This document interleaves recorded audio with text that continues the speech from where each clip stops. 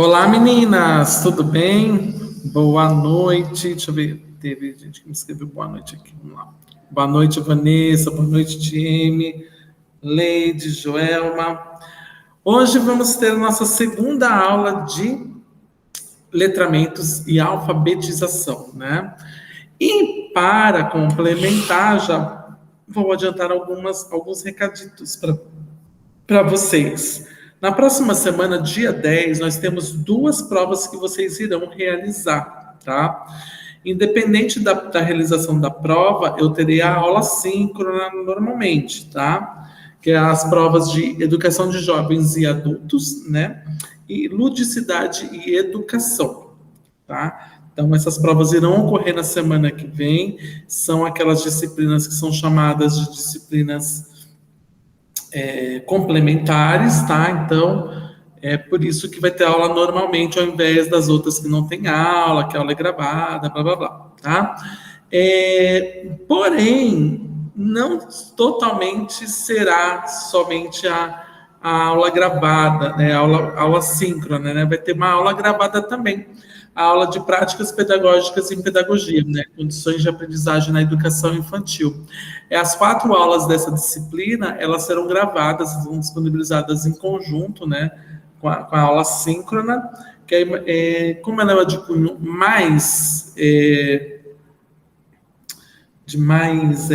eu posso explicar, de mais pedagógico, né? Eu vou trazer, na verdade, eu vou debater com uma colega minha sobre as condições de aprendizagem na educação infantil e ela vai passar algumas outras coisas interessantes que vocês poderão ver e tudo mais, tá? O nome da minha colega é Marcela. Eu já fiz, inclusive, com ela esse mesmo bate-papo na turma que está se formando agora na segunda-feira. Deixa eu ver aqui mais. E acho que é isso, tá? Na semana que vem é prova de educação de jovens e adultos e ludicidade e educação, tá? Essas disciplinas ocorreram, até eu errei lá no início, né? Nunca vou esquecer que eu errei, mas essas disciplinas já aconteceram, tá? E deixa eu ver. É isso. E aí, pessoal, animadas? Pós-feriado? Quer dizer que estou sem o microfone ligado. Eu falei descansadas. Que ótimo, que ótimo. Não estou descansado, mas estou bem. Mas vamos lá ao que interessa. Vamos à nossa aula de letramentos e alfabetização. Hoje, o nosso tema de hoje é a alfabetização na perspectiva do letramento, né? Ou na perspectiva dos letramentos, né? Perdão, porque a gente sabe que não existe apenas um único letramento. Letramento, de fato, assim, na parte semântica da palavra, né, no cerne da palavra é trazer as letras para a vida das pessoas, né? Mas hoje nós trabalhamos com diversos outros tipos de letramentos, né? Que não tem como usar outro termo para outros campos. Por exemplo, a gente usa letramento matemático, né? Como que a gente vai dizer? Numerário? Não, a gente usa letramento matemático, né? Que é trazer luz a esse conhecimento em diversos campos. Por isso que é a alfabetização na perspectiva dos letramentos, né? Então, hoje a gente vai ver a dimensão cultural da linguagem, dos conceitos de alfabetização, o alfabetismo, o letramento, os letramentos, os multiletramentos e alfabetizar letrando, né? Então, a gente vai compreender conceitos relacionados à apropriação das competências de leituras e escritas, ok? Então, vamos lá. Então, para iniciar a contextualização, é possível ler e escrever, mas não compreender? O que vocês acham? É possível ler e escrever, mas não compreender? Acho que sim. Sim, é possível. É possível, sim. Geralmente a gente dá um nome a essas pessoas de analfabetos funcionais, né? Por quê? Porque eles sabem ler, eles sabem escrever, eles sabem até identificar qual é a palavra, mas ele não compreende o sentido da palavra, não compreende a premissa da frase, né? Ele não decodifica o código que ele está recebendo, né? Então, para isso, vem a outra pergunta. Qual é a função da leitura e da escrita na escola? Alguém sabe?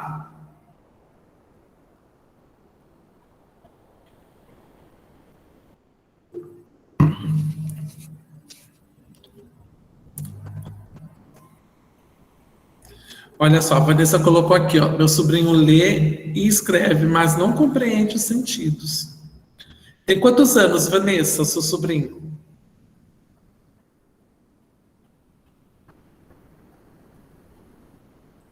7 anos. Tá, beleza. Então, qual é a função da leitura e da escrita, né? Já que ninguém quis responder, tá bom. Bom, para quem não sabe, muito que a gente fala de leitura, de literatura, quando a gente está lá no ensino médio, até mesmo no Fundamental 2, que tem uma enxurrada de leitura, tem duas funções básicas, né? Primeiro é a gente decorar como a gente escreve os códigos, né? Como a gente organiza esses códigos, né? Então as palavras, né? A escrita, ele é um código, né? Se você escrever aqui algo em russo, vamos assim dizer, em russo, só que, por exemplo, no nosso alfabeto, que é um alfabeto latino, ele não vai saber o que você escreveu, mesmo estando em russo, né? Por quê? Porque ele usa um outro tipo de código, né? Que é o alfabeto cirílico, né? Então, é uma das funções da leitura, é que a gente decore como que funciona esses símbolos, a combinação deles. E não só apenas no que eu falo dos símbolos das palavras, mas também como que é a formação de frase, para que fique mais familiarizada, essa formação da frase fique mais familiarizada para os alunos, né? Então, por isso que é muito importante nós lermos, né? E por isso que muita gente fala, nossa, se a pessoa falar bem, praticamente a pessoa lê bastante. E é fato, né? Porque com a leitura você acaba conhecendo outras palavras que não é do nosso ciclo, a gente busca sentido e a gente consegue pensar em como produzir uma frase, um texto, né? Então, produzir um texto, para quem lê bastante, não é um bicho de 7 cabeças, pelo contrário, é algo muito natural, já que ele já aprende a decodificar. Ele vai fazer apenas o processo de codificação, né? E a função da escrita é justamente isso, aprender a codificar, né? Então, a leitura e a escrita, eles são processos que são distintos, mas eles são intrínsecos, né? Por quê? Porque a escrita é o processo de codificação de algo, né? No caso aí da nossa língua.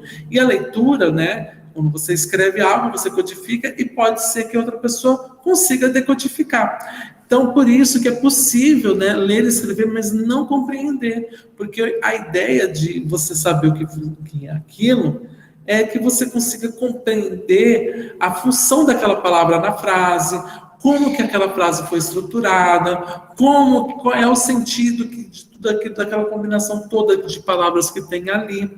Então, qual é o papel do professor alfabetizador? É justamente facilitar esse processo, né? Você vai dar luz, vai criar jogos, vai criar meios, vai criar exercícios para que ele consiga aprender tanto a codificar quanto a decodificar, né? E o analfabeto funcional, ele não sabe decodificar, ele sabe o código. O código ele entende, ele até reproduz o código, mas ele não sabe decodificar o que está escrito ali, né? Que é ler, compreender o código, certo? Olha só, imagina, Simone, boa noite, sem problema. A Vanessa colocou aqui, tem criança que escreve cavalo, que escreve KVL, eu estava lendo sobre isso, porque tem o mesmo sentido. Se eu não me engano, na aula passada, aquela que estava gravada, eu mostrei os formatos, né, do pré-silábico, silábico sem valor, silábico com valor e o alfabético, né, e depois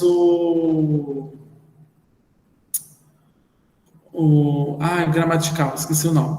Então, por exemplo, esse KVL, ele é um silábico com valor, né? Então, é um processo, porque a gente está aprendendo, né? Eles estão aprendendo a utilizar esses códigos, né? Os números e as letras nada mais são do que códigos, né? Então, em aprender a dominá-los é algo que vai levar um certo tempo, não é rápido para dominar, né? Seria excelente se pudesse ser rápido, mas não é rápido, né? Então, por isso que o processo ele precisa ser, de fato, um pouco mais longo, né? Tanto que por isso que o primeiro ano do fundamental, ele desgarrou literalmente do infantil para que ficasse para um ano exclusivamente para a alfabetização, porque, teoricamente, a gente espera que até o final do segundo ano ou início do terceiro ano, ele já esteja plenamente alfabetizado, né? Que é quando ele tem o domínio justamente da codificação e da decodificação da língua. Então, para isso, a gente tem que Freire fala dos saberes docentes, né? Porque Freire alerta que a leitura de mundo, ele precede a leitura da palavra, né? Por quê? Porque quando a gente nasce, a gente já nasce olhando, né? Observando, vendo os cotidianos das nossas famílias, né? A mesma coisa ele vai fazer quando ele sai à rua, quando ele vê, ele brinca com outro amigo. Então, isso vai formando o que chamamos de conhecimento do mundo, né? Então, ele vai fazer essa leitura desse mundo através daquilo que ele sente, daquilo que ele foi estimulado, né? Então, o que seria a leitura de mundo, né? Sobre qual ótica o mundo pode ser lido, né? Então, ler o mundo significa compreender os diversos sinais, os inúmeros significados, as possíveis variantes contextuais em um determinado grupo social. E o mais importante é justamente que o Freire fala, é isso, as possíveis variantes contextuais, né? Eu tenho algo, né? Um texto vai lá, um texto de letramento, né? Então, quando eu vou fazer essa leitura, eu já tenho que buscar outros elementos que vão facilitar a forma de vocês compreenderem com exemplos. Isso é uma variação contextual, né? Então, quando eu crio várias dessas, né, que é o que geralmente nós fazemos quando nós estudamos, quando nós vivenciamos alguma coisa, nós fazemos essa variação contextual, né, para que a gente possa compreender ou guardar aquele fato ou com carinho ou com um certo cuidado para não se repetir, né? Já o Vygotsky diz que o desenvolvimento da linguagem escrita é resultante de uma construção social, ou seja, da interação dos indivíduos entre si com o meio, num processo contínuo, né? Então, nós vivemos num mundo onde você pode andar em qualquer lugar da rua, que mais tenha placa, né? E essas placas, elas podem ser outdoors, elas podem ser panfleto não é placa, né? Mas pode ser sinal de trânsito, tudo isso, ele tem um sentido, e a gente consegue transmitir na codificação, né, na parte de produção de texto, né? Então, por isso que a gente é bombardeado por essas informações e sentimos essa necessidade de aprender. E ainda mais, ele tem inclusive um detalhe aqui, que ele fala do desenvolvimento da linguagem, né? Por quê? Porque a linguagem, ela necessariamente ela não é uma construção gramatical, né? Com ordem, com classes gramaticais, com aplicações. Isso é apenas uma forma de se falar. Muitas vezes não estruturada, né? Que é simplesmente um modo de falar. Um melhor exemplo para isso são os próprios bebês. Quando eles começam a falar, e a mãe fala assim, ele fala, né? E a mãe fala, eu falo, né? Não entendi nada, que fofinho. E a mãe fala, ele quer água, né? Né? Assim a mãe faz isso. O bebê, ele quer brincar, ele está com dor de barriga. Isso é uma linguagem. Isso é uma linguagem. Por que é uma linguagem? Porque eu, por exemplo, não consigo entender. Mas entre um falante dessa linguagem e uma outra pessoa receptora tem ligação. Há uma troca de comunicação, né? Ela é extremamente rudimentar, mas não deixa de ser uma comunicação. Então, como ela não é inteligível para as pessoas e como ela não possui uma ordem gramatical, não possui uma formação de gramática, né, para que ela possa ser de fato uma língua usada, a gente dá esse nome de linguagem, né? Por isso até que não falamos que Libras é linguagem de surdos ou linguagem de sinais, porque a Libras ela é organizada, ela tem classe gramatical, ela é uma língua. Por isso que a gente fala que Libras é língua brasileira de sinais. Então, se alguém falando da linguagem, corta, não é linguagem, é língua, é uma língua. Bom, a escrita é um sistema de representação simbólica do real, né? A escrita, especialmente na língua portuguesa, ela representa tudo aquilo que a gente está falando. Ela é a codificação, né? Ela é a parte simbólica, né? Daquilo que falamos, né? O que a gente, por exemplo, escreve, por exemplo, eu não gostei do vestido amarelo. Vou colocar no Facebook, né? Você colocar, não gostei do vestido amarelo. Ficou só para você ou para um grupo restrito de pessoas? Não, isso acaba tomando uma proporção maior, né? E acaba atingindo outras pessoas que poderão não te conhecer e que estão vendo a sua opinião. Então, é para isso que funciona a escrita. É óbvio que no início de quando nós estudávamos sobre a escrita, a ideia não era essa, que ela propagasse não causasse tanto impacto, né, no mundo como hoje ela causa, né? Dúvidas, perguntas, gritos, choradeiras? Não, né? Não. Tá ótimo, então. Então, hoje vamos ver agora. Vamos ver agora o conceito de alfabetização, né?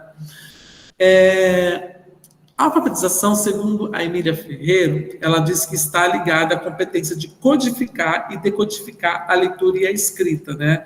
O letramento é um fenômeno intrínseco à alfabetização, né?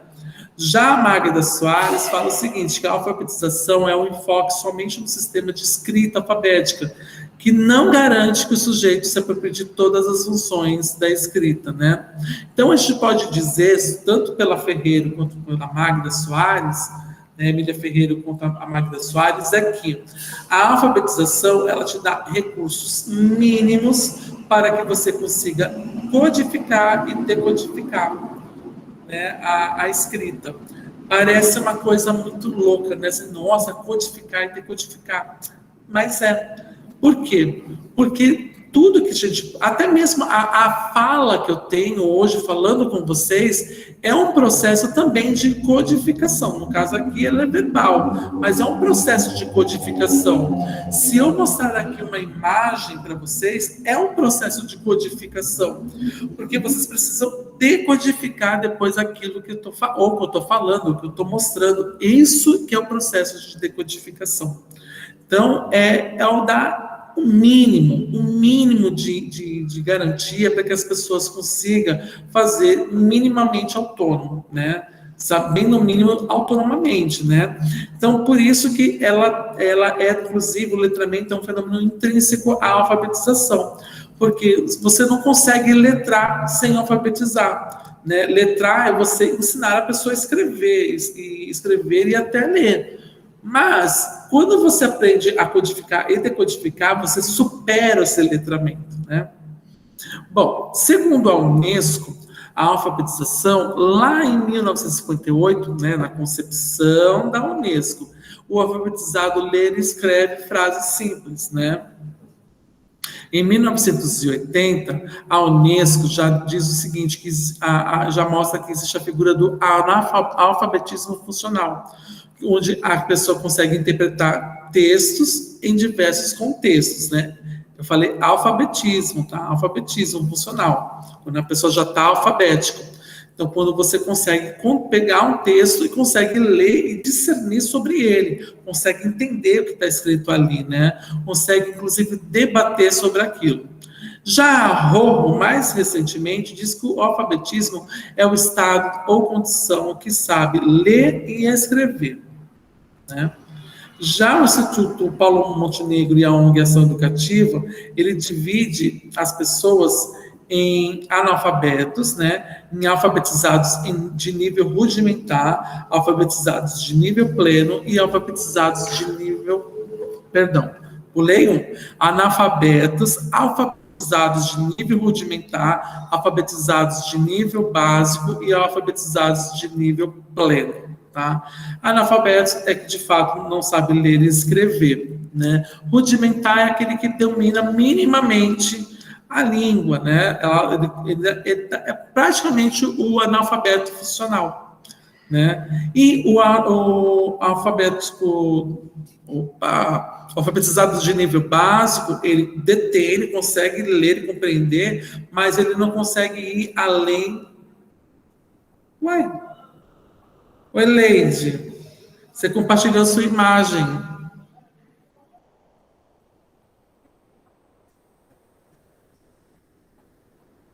Pronto, obrigado.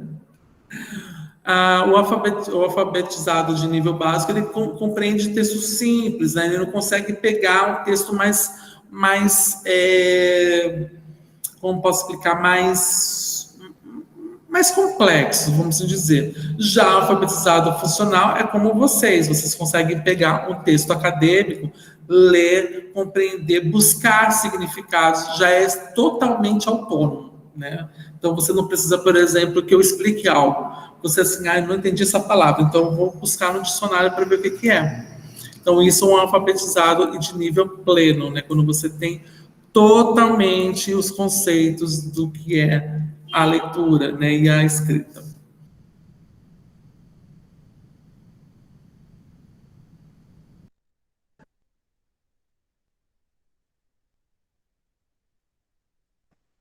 Jesuítas lá na Nau, né? Opa. Como se estivesse lá com os jesuítas lá nas naus, né? Mas não, o letramento ele surgiu a partir da década de 1980 e ele diz o seguinte, que o sujeito letrado, para além da competência leitora e escritora, detém, utiliza e articula a funcionalidade de cada recurso comunicativo de acordo com suas necessidades individuais e sociais. Basicamente, letramento é quem sabe utilizar as palavras, sabe ler palavras, né? Mas o mais importante, ele não sabe decodificar. Então, ele sabe fazer o processo da codificação. Tá? Ele consegue escrever uma palavra, mas ele necessariamente não sabe decodificar. Decodificar não é apenas eu coloquei uma palavra aqui e li. Não, isso aí também é um processo que o letrado sabe fazer, né? A decodificação, ele está muito mais ligado a entender o sentido daquela palavra. Isso que é decodificar, né? Então, se eu estou lendo apenas a palavra precisar, eu estou entendendo ali o que traz aquela palavra precisar, quem precisa, né? É quando eu começo a responder algumas coisas, o que precisa, para quem é aquilo, né? E tudo mais. Então, a gente tem o que chamamos de heterogeneidade das práticas na parte de letramento, né? A gente pode dizer que, basicamente, o letramento ele vai surgindo junto com a alfabetização e para um determinado momento, né? E a alfabetização continua, né? Porque são muitos variados conteúdos e as comunidades, as culturas e as culturas variadas, as práticas e eventos letrados, que deixamos de falar em letramento e passamos a falar em letramentos. Por quê? Porque hoje, como a gente já viu, né, a gente não faz mais apenas o letramento das palavras, né? É óbvio que a palavra letramento lá na sua raiz, né, ela fala letra, né? É letra mesmo, letra é a letra mesmo, o alfabeto. Mas hoje são muitos contextos que eu posso utilizar esse termo de letramento, né? Hoje o mais comum é o letramento matemático, né? Que é quando a gente faz a criança a entender o que são aqueles símbolos, qual é a função daqueles números em cada espaço, como que eu vou fazer a escrita, inclusive até mesmo a leitura de como é a parte matemática. Então, agora sai, entra aquele conceito que chamamos de multiletramentos, né? Então, que são as formas de empregos da leitura e da escrita com a linguagem por exemplo, midiática, da informática, internet e tantos outros fenômenos sociolinguísticos, porque é um conceito tão abrangente, né, pois trata das diversas formas e práticas diante da leitura e da escrita. Um exemplo, inclusive, do multiletramento mais comum é quando a gente ensina uma criança como ela utiliza sabiamente as redes sociais. A gente está letrando ela na utilização de redes sociais. Quando a gente ensina a criança, por exemplo, a utilizar a câmera para ela começar a capturar a visão dela de mundo. Então, ela não vai chegar e tirar qualquer tipo de foto. A ideia aí é mostrar, tire fotos representativas. Então, quando ela consegue fazer isso, você realizou também um letramento, né? No caso, midiático, né? Quando você ensina para ela o que deve ser visto, né? Não o que você quer que ela veja, é diferente, mas o que deve ser visto, por exemplo, no YouTube, na TV, onde seja, você também está realizando um letramento, né? Então, por isso que hoje esse conceito está muito mais amplo do que simplesmente aprender a ler e escrever as palavras. Dúvidas, perguntas? Lucas, Oi. tem pessoas que às vezes ela não sabe ler nem escrever muito bem, mas matemática faz muito. Essa pessoa, ela se encaixa em quê? Ele seria nesse rudimentar ou analfabeto mesmo? Bom, se ela não saber ler e escrever, não saber. Se ela não saber escrever, né, codificar, quando ela não codifica e não interpreta a codificação, ela é analfabeta, né? A diferença é que ela é analfabeta, mas ela é letrada matematicamente. Dizer que te amo. Ela é letrada matematicamente. Teve uma reportagem há uns anos atrás, e acho que anos atrás, acho que eu era adolescente, que mostrou um cara, né, um senhor, acho que, se eu não me engano, em Porto Alegre, que ele era analfabeto, era peão de obra, sei lá, não sei, enfim, não importa a profissão dele, eu sei que ele era uma pessoa simples, né?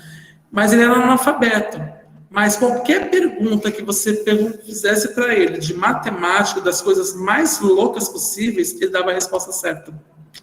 Né? Então, ele tinha um raciocínio matemático muito bom. Né? Então, teoricamente, ele era letrado matematicamente, mas não deixa de ser analfabeto. Porque ainda hoje, o que leva à intenção de analfabeto é o não domínio da sua língua. Né? Então, é isso que leva ao analfabetismo, né? Que considerar o analfabeto, que é o não domínio da parte escrita, da decodificação. Por quê? Eu não sei se eu falei isso para vocês no EJA. Tem muito adulto que, por exemplo, pode ser analfabeto, mas ele sabe o que é letra A, o que é letra B, letra C. Ele não consegue ler contextos inteiros. Né? Então ele consegue, por exemplo, pegar o ônibus tal por conta do número, por conta do que aquilo que está escrito. Na verdade, para ele não é uma escrita, né? Para ele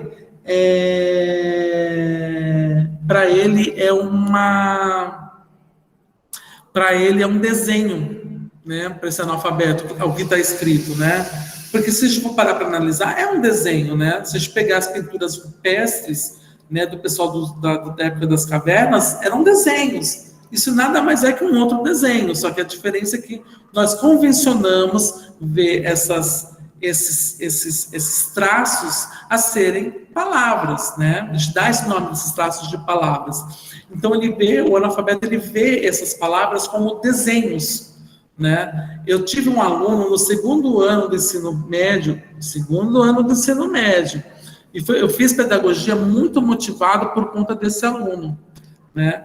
Que ele não sabia ler e escrever, mas ele copiava tudo que eu colocava na lousa, tudo. Sabe copiar tudo? Você olha o caderno dele, exemplar, ele fazia tudo, só que ele não respondia as perguntas que eu colocava lá. Eu dava aula de português, ele não produzia texto. E eu achava aquilo tudo muito estranho, porque o caderno dele estava completo, e ele não me falava que não sabia ler e escrever, né? Até que um dia cheguei, sentei e conversei com ele, né, separadamente, falei, o que você não faz as atividades? E aí ele chorou e contou, olha, que eu não sei ler e escrever. Eu disse assim, mas como não? Eu tô pegando aqui o seu caderno, você copia. Eu disse assim, é porque eu vejo você escrever, eu tento fazer igual. Foi nesse momento que eu entendi que o analfabeto, ele reproduz um desenho do que eu estou fazendo, né? Então, ali, antes de fazer o curso de pedagogia, eu já tinha plena consciência que a escrita era um desenho, né? Até então, para mim, a escrita era escrita, né? E, na verdade, é um desenho, para ele. Eu tenho o caso da enteada da minha mãe, quando ela veio morar numa época com a gente, que eu ainda morava com a minha mãe, ela estava indo para o primeiro ano do colegial, e ela veio pedir uma ajuda para fazer um exercício, aí eu vi que ela realmente não entendia praticamente nada do que estava lá. Ela não conseguia ler o que estava lá, ela não conseguia entender a sentença, o que a professora estava pedindo, ela não entendia nada. Eu fiquei assim, eu falei, gente, mas como pode? A menina está no primeiro ano do colégio e não saber praticamente nada. Ela teve que se esforçar muito, ela melhorou muito até o terceiro ano, porque ela começou, como ninguém tinha quem cobrasse ela, no convívio que ela tinha lá, ela não ligava. E depois que ela percebeu, ver que ela veio para cá, que ela viu que os amigos dela eram diferentes dos que ela tinha lá, e ela percebeu. Aí ela, sim, também ficou preocupada, chorou também, que ela ficou com vergonha, que também não sabia, praticamente analfabeta também.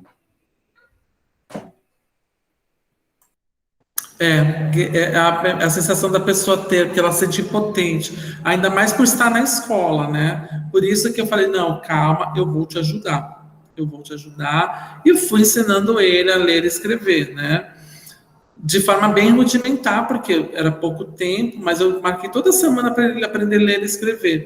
Então, eu comecei a perceber que quando eu via um aluno que tinha alguma dificuldade, eu pedia para ele escrever um texto para mim, qualquer tipo de texto, qualquer um, para poder compreender se ele de fato estava alfabetizado ou não, né?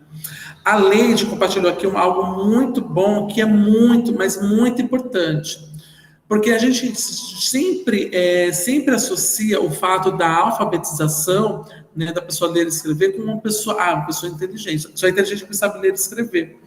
E ela colocou aqui uma coisa muito importante. Meu pai é analfabeto e trabalha com pedreiro muito bem as coisas de uma obra, né? Deve conhecer muito bem as coisas de uma obra. Sim, sim, com certeza. E não duvido, porque as pessoas estigmatizam muito assim, pedreiro é porque não tem estudo e tudo mais.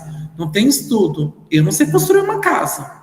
Eu não tenho conhecimento matemático que ele tem, não. E para mim eles são super inteligentes porque eu não tenho conhecimento matemático profundo. Eu consigo construir uma casa? Eu não consigo. Então, as pessoas têm inteligências diferentes. Então, até inclusive é errado falar que um analfabeto, por exemplo, é burro. Né? Não é burro. Ou ele não teve oportunidade, ou ele não teve interesse, ou ele tem outros interesses, né? Então, são coisas que a gente não tem como julgar e dizer que fulano é ignorante, burro, essas coisas. E por isso que eu até gostei que a Leide compartilhou isso. Porque com certeza ele deve fazer muito bem.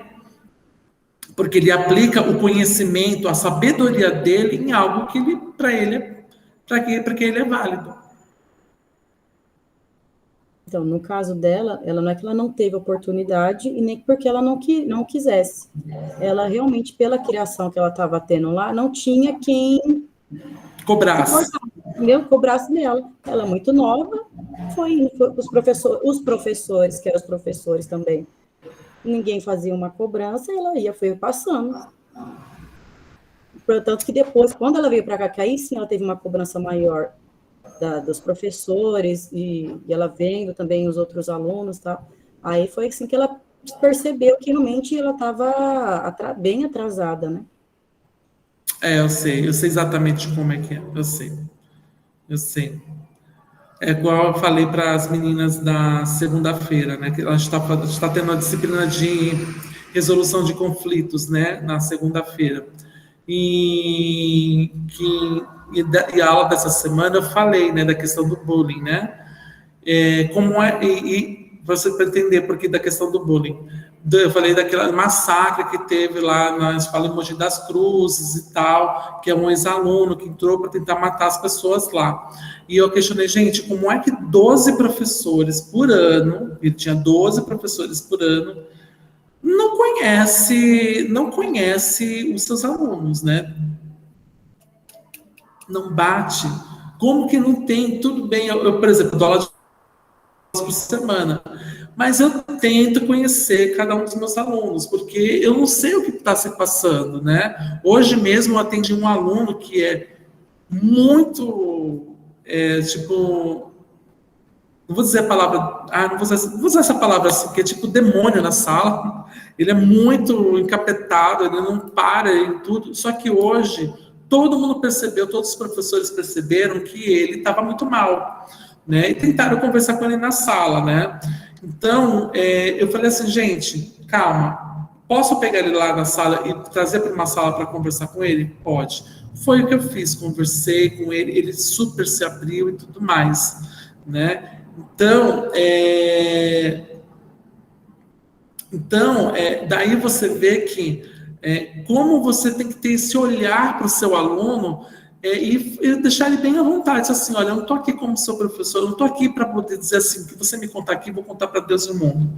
Vai morrer aqui com a gente. E, de fato, tanto que depois perguntaram o que era, eu falei assim, bem genericamente o que era que ele estava passando. Mas as outras informações mais particulares que ele falou, eu já não falei, porque era algo entre eu e ele, mais dele, né? Então, é ter esse olhar, é quando você consegue visualizar o seu aluno a ponto de que, nossa, fulana não sabe ler e escrever, o que eu vou fazer? Cruzar os braços? Sou de história, não tenho função de educar. Lógico que tem, você é o educador, né? Quem está lá na escola tem o propósito de educar para a vida e educar de forma científica, né? E educar de forma científica implica também na alfabetização.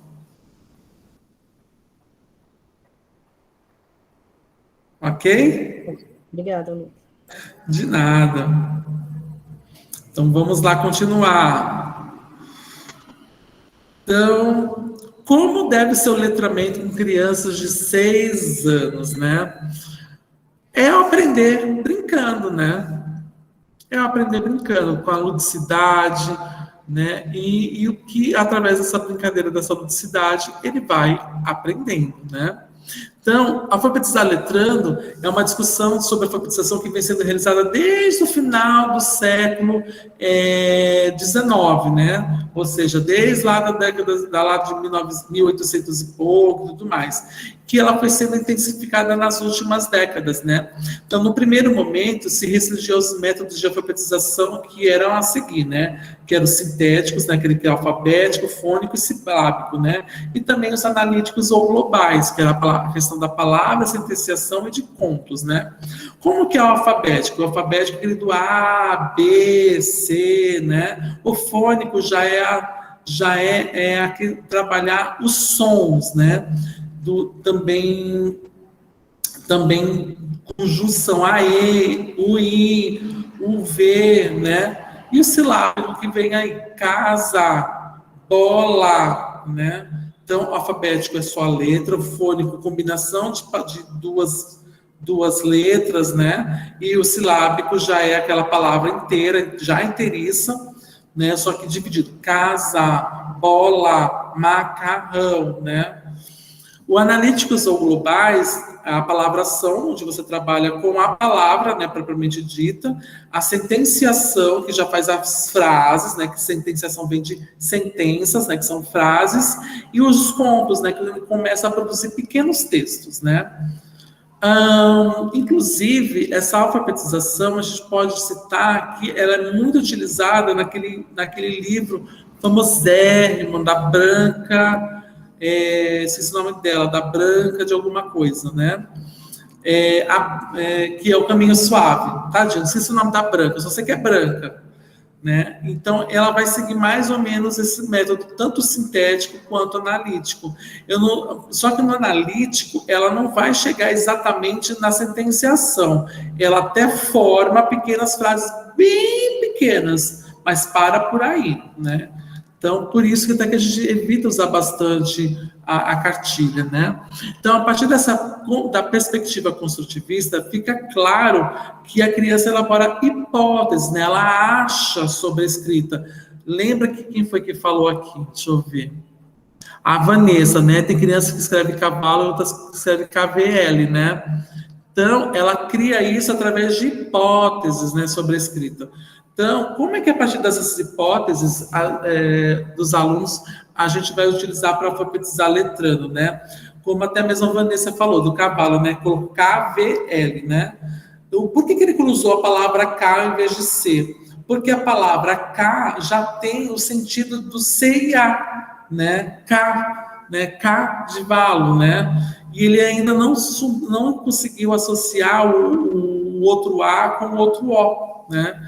Então, isso é alfabetizar letrando. Você dá essa oportunidade de que ele possa ir trabalhando bem calmamente na formação das palavras, né? Então, para isso, quando a gente supera isso, a gente começa a utilizar o que chamamos hoje de gêneros textuais, né? Em detrimento ao caminho suave, né? Gêneros textuais, então vou pegar um texto enorme? Claro que não. Então, porque os gêneros textuais são aqueles instrumentos de construção do conhecimento leitor e escritor, até para que a criança consiga aprender a codificar e decodificar, né? E recodificar. Recodificar também é uma palavra que eu adoro, recodificar. É quando ele vê o código, né? Alguém codificou, ele decodifica e depois recodifica. Então, alguns exemplos que a gente pode dizer, letras de canção, aquelas canções tipo da Belinha Pintadinha, por exemplo, anúncio publicitário, que os textos são curtos e objetivos, receita culinária, por ser algo que ele vai ver mais ou menos no seu dia a dia, manual, convite, charge, reportagem, né? As charges, inclusive, são aquelas coisas que não são de Deus, né? Que é que eles ferram sempre a gente nas provas de português. Brincadeira. Mas as charges são ótimas porque elas trazem algumas frases e necessariamente não é exatamente só aquilo que ela está falando, né? Ela tem um sentido um pouco mais irônico, né? Que é bom ser trabalhado também com criança, né? As próprias tirinhas, né? As charges, por exemplo, do Maurício de Souza, não os Souzas, né? Mas tipo do Cebolinha, da Mônica, que são publicados em alguns jornais, eles são bem interessantes. Bom, para ocorrer o letramento na educação infantil, a gente tem orientações que são feitas pela RCNEI, né, que são as referências curriculares nacionais da educação infantil, as diretrizes curriculares nacionais e, óbvio, né, a nossa estrela maior, a BNCC, a Base Nacional Comum Curricular. Então, o letramento ele está presente no currículo da educação infantil, né, de uma forma diferente, né? A gente vai trabalhar o letramento através de associação das palavras. É óbvio, a educação infantil ela ainda não está escrevendo, ela ainda não está aprendendo a decodificar, mas ela consegue fazer os primeiros passos, como, por exemplo, escrevendo o nome dela, ela identificando como que são as letras e tudo mais, né? A gente deve lembrar, especialmente nesses documentos, que a BNCC, ela não é um currículo, né? Ela não é um currículo. E eu vou dar um exemplo aqui usando, obviamente, o ensino oficial, que é o ensino público, né? Então, a BNCC é a base para a construção de um currículo. Geralmente, essa base, ela vai embasar o que chamamos de currículo das redes, né? Que é das redes de ensino, seja ela municipal, que vai ter seu currículo, o estadual, que vai ter o seu currículo, né? Os melhores exemplos aqui. No estado de São Paulo, nós temos currículo paulista, na prefeitura, currículo da cidade. E, por fim, para englobar tudo, o currículo da própria escola, né, que é feita pelo PPP. Né? O PPP nada mais é que, além do documento que mostra que a escola existe, também é um documento que mostra, que dá, né, visualiza, todas as necessidades que a escola precisa, né? Nós já vimos, inclusive, isso, né, sobre que a gente deve trabalhar no letramento, né, que é através dos eixos, né, que é o eu, o outro e o nós, né, até para que a gente consiga trabalhar a questão da empatia em relação aos alunos, né. A gente trabalha com o eixo também do corpo, gestos e movimentos, porque o corpo, como nós já vimos lá em Corpo e Movimento, ele explica, ele fala, ele tem sentido, né? Através de traços, sons, cores e formas, né? Vai também com as expressões artísticas, né? A escuta, a fala, o pensamento e a imaginação, especialmente na questão da imaginação, para que a criança ela possa utilizar o seu potencial ao máximo de criatividade, né? E, por fim, o espaço, tempos, quantidades, relações e transformações, porque até para letrar, eu preciso ter um pensamento de como vai estar disposta a minha sala de aula. O que eu vou trazer para que ele fique engajado, para que ele possa aprender, né? Então, isso é muito importante também, né? Dúvidas, perguntas? Vamos ver aqui. Nesse para essa atitude... do Gabriel. Obrigado, não é nem para agradecer, é minha função, né? É uma nossa função como professor auxiliar os nossos alunos, né? Eles são pessoas, né? Nós somos pessoas, né? Do mesmo jeito que eu sinto dor, fico com enjoo, ele é uma criança, ainda mais da formação, né? Então a gente tem que ter esse olhar, sim, importante. Não preciso nem que me agradeçam. É minha função fazer isso, né? Dar acolhimento, né? Porque senão fica uma coisa mecânica, fria. Eu não quero que aconteça na escola que eu trabalho aquilo que aconteceu em Mogi das Cruzes. Eu não quero, né? Eu quero que eles se sintam acolhidos, conheçam, que gostem e tudo mais, né? Então, isso é um processo que é importante para ser feito.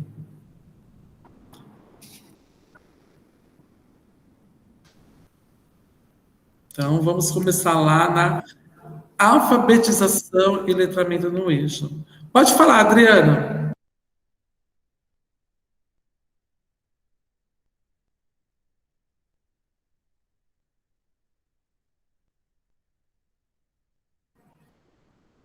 Adriana? Você estava falando em relação ao que aconteceu em Suzano, por causa do bullying, os professores não tiveram um olhar para poder acolher, ver o que estava acontecendo. Só que eu fui uma criança que eu sofri bullying a vida inteira e sofri depois de adulto, porque por eu ter uma grande dificuldade em não falar as palavras com R's, até hoje eu sofro, Luca.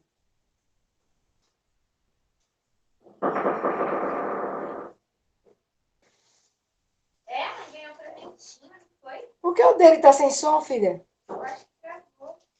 Ganhou coisa boa, foi? O seu microfone tá fechado, Lucas. Não tô ouvindo. Esqueci, desculpa. O que eu posso dizer? Que idiotas essas pessoas, né? Idiotas, né? Porque não tem... Assim, eu sou formada em letras, né? E letras pressupõe, assim, que eu sou professor de português.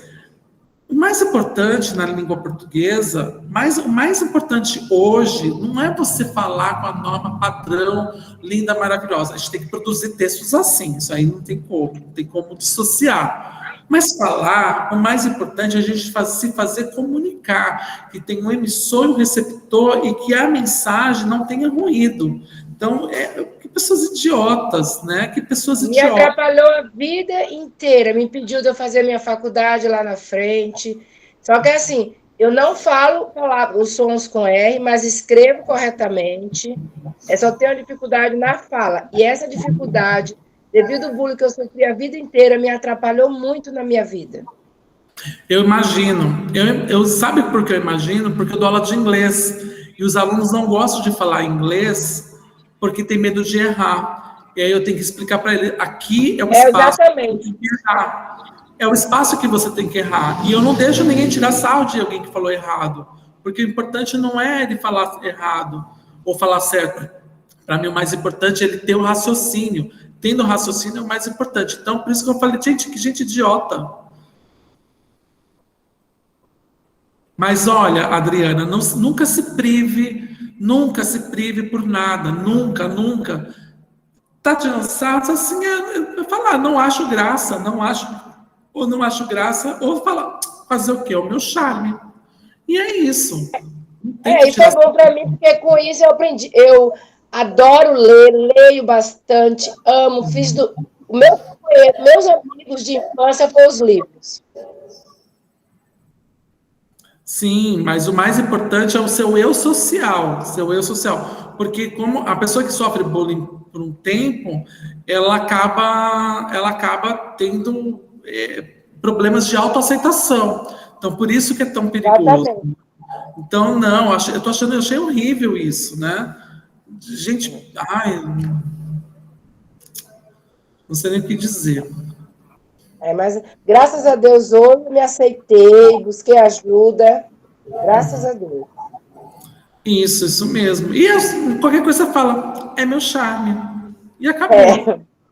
Tá É o meu bom. charme. Fazer o quê? Não aguenta, você deita na BR. É isso que tem que falar. Verdade, Lucas. Obrigada. De nada. Alfabetização e letramento na EJA, né? Então, como é que funciona a alfabetização e letramento da EJA, né? Felizmente, nós tivemos nas nossas vidas, né, mesmo que indiretamente, nós tivemos Paulo Freire. Somos privilegiados por ter um brasileiro que formou, acho que, a espinha dorsal de como deveria ser a alfabetização, né? Para quem não sabe, Paulo Freire, para quem não lembra, Paulo Freire, ele é o patrono da educação e sempre será da nossa educação, e ele criou um mecanismo para que em pouco mais de 40 dias ele alfabetizasse as pessoas, né? Bom, como que funciona as situações reais de comunicação? Que pode ser o método Paulo Freire também, não é o método Paulo Freire, mas é bem estruturado a partir desses ensinamentos. Narrar fatos que acontecem no cotidiano dessas pessoas. Por quê? Porque com uma alfabetização para adulto, eu vou usar os mesmos exemplos que eu uso com criança? Não. Eles têm vida, eles produzem cultura, eles consomem cultura de forma diferente. Então, eles pedir para eles narrarem fatos que aconteceram no dia a dia. Com essa narração, você consegue fazê-los organizar as ideias, né?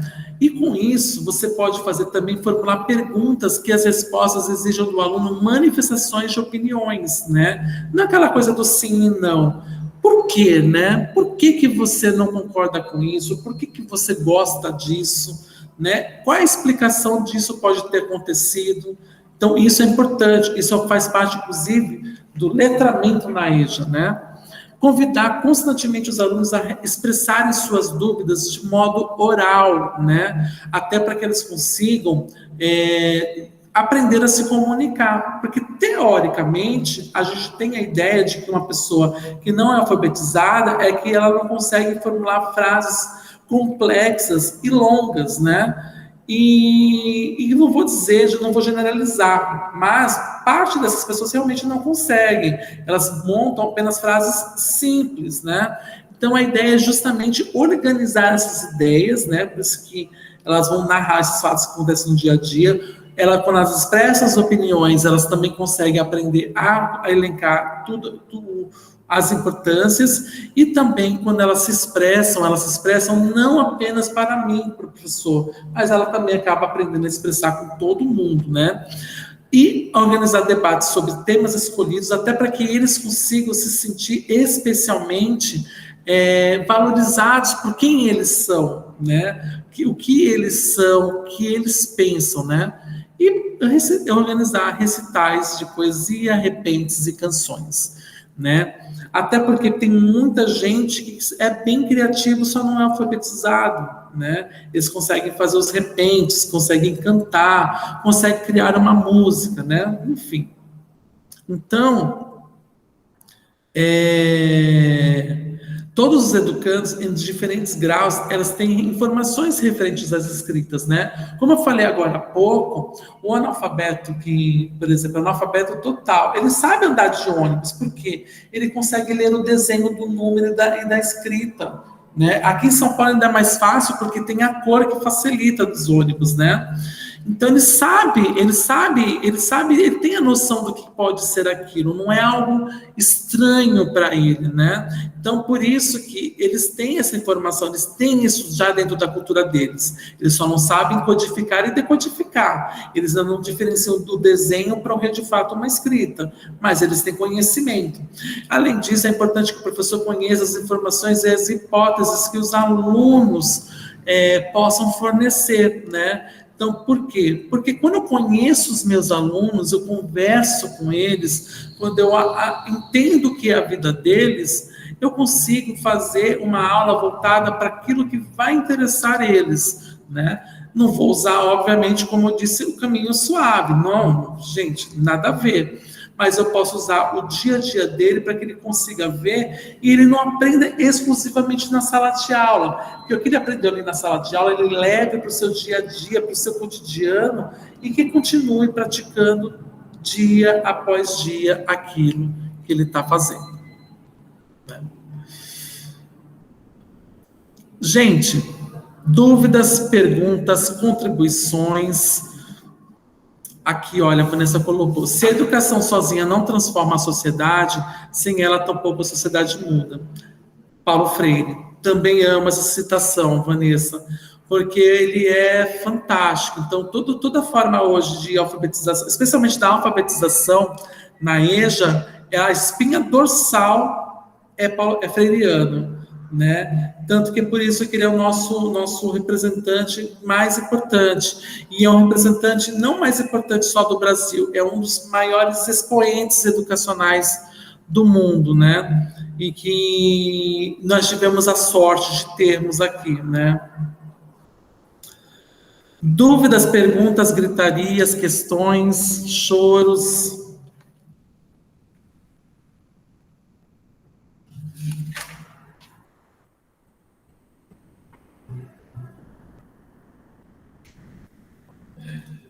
Então tá ótimo. Só relembrando que semana que vem vai ter aula síncrona normal, mas nós teremos prova de educação de jovens e adultos, né? E de ludicidade e educação. Não esqueçam, tá? Além disso, além da aula, a terceira aula de alfabetização e letramento, letramentos e alfabetização, que é o contrário, vai ter um vídeo de práticas pedagógicas em pedagogia, condições de aprendizagem na educação infantil.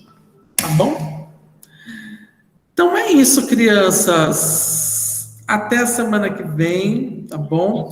Releiam, vejam, se for necessário, vejam os vídeos lá de novo de como é que é o nome? De educação de jovens e adultos, de qual é o outro mesmo que eu já esqueci, de ludicidade e educação, ou leiam os textos que estão lá, e realizem a prova com calma, tá bom? Pode falar, Adriana. Lucas, a prova vai ser no polo? Não, online. Ah, tá. Então nós vamos assistir esse vídeo. Você vai mandar para nós tudo, né? Não, o vídeo já fiz dos dois, né? Já fiz. Se você precisar, volta lá, entra lá no meu canal, que acho que é Lucas Braz 80. Eu coloco depois lá para vocês. Mas é só, vocês clicam no meu vídeo, ele aparece o nome do meu canal, é só clicar lá e só procurar, tá lá, tá? O vídeo que eu vou postar na semana que vem vai ser já pronto, vai ser o de práticas pedagógicas, né? E aí eu vou ter aula síncrona normal com vocês de letramentos e educação, tá bom? Tá, ok. Muito obrigada. Boa noite. De nada. Pode falar, Vanessa.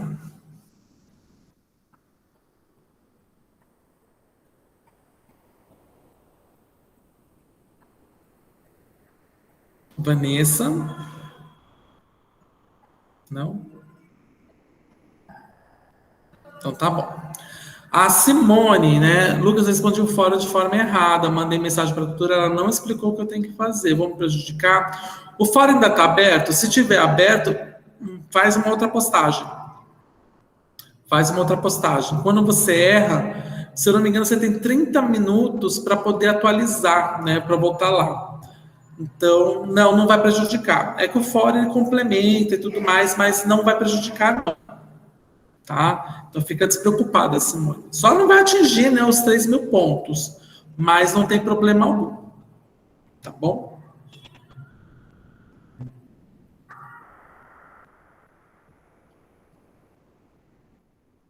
Tá ótimo, então. Então, boa noite, Larissa, boa noite, Simone, Tieme, Joelma, Adriana, Leide. Até a semana que vem. Tchau.